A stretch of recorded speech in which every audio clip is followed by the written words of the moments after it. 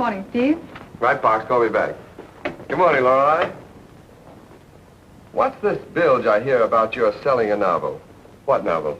Oh, every reporter has a novel in his trunk. Yeah, from the ones I've read, there's a good place for them. I thought you'd be pleased. I am pleased. I congratulate you.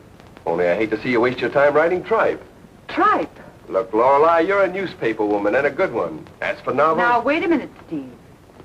That's the way you feel about it. As of right now, I'm not a newspaper woman.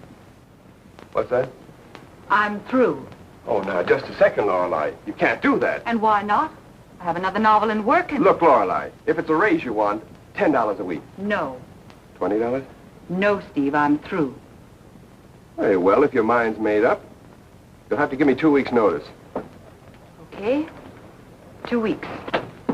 Steve, Oh, good morning, Lorelei. Good morning, Mr. Peabody. I hear you sold your novel. Congratulations. Thank you, Mr. Peabody. Great girl, Lorelei. She's made a fine police reporter, hasn't she? She certainly has, and I'll sure miss her.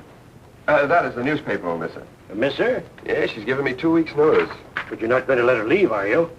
Not if I can help it. Good.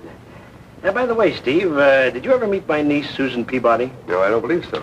I brought her here from California a year ago. Been putting her through a journalism course at State College. Now she wants to quit school and take a job on the paper. I have a full staff, Mr. Peabody. Oh, just a minute. After all, Steve, I own this paper, and...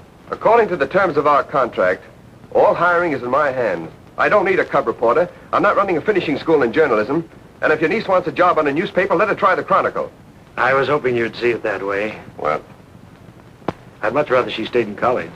Well, why don't you tell her so? Well, it's hard for me to say no to one of the family. I'd rather you did it.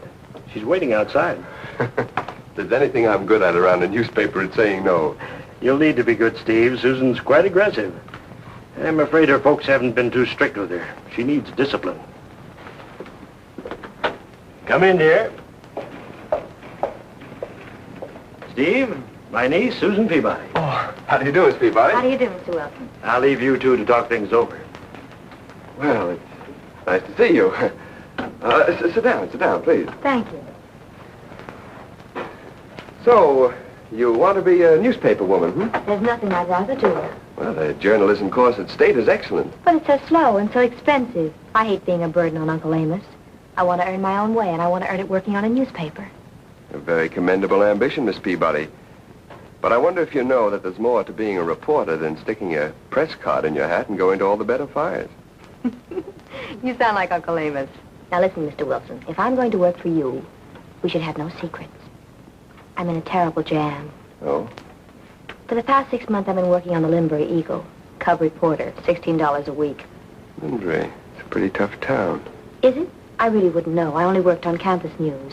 But I cut so many classes, I flunked out of college. Oh, that's bad.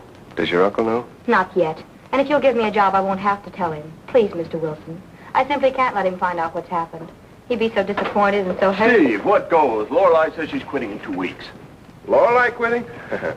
Don't take any bets on her, Fletcher. Oh, come in, Fletch. Come in. You want to meet your new police reporter.